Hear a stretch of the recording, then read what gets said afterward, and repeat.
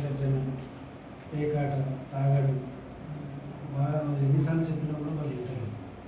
ఇంకోటి ఏంటంటే అక్కడ మన జవాన్ కానీ ఎవరు కానీ ఇప్పటివరకు అసలు క్లీనింగ్ అనేది ఉండదు. అసలు జాడు కూడా ఇప్పటిదాకా కొట్టినట్టుంది. అది వీడియో కొద్దిగా తీసి మొత్తం ఎట్లుందంటే సార్ ఇప్పుడు మాకు అది ఖచ్చితంగా బోధనలో ఎవరు మ్యారేజ్ చేసుకున్నా అక్కడ కడాయి తీసుకొని రావాల్సింది. అమ్మవారికి దర్శనం చేసుకోవాలి.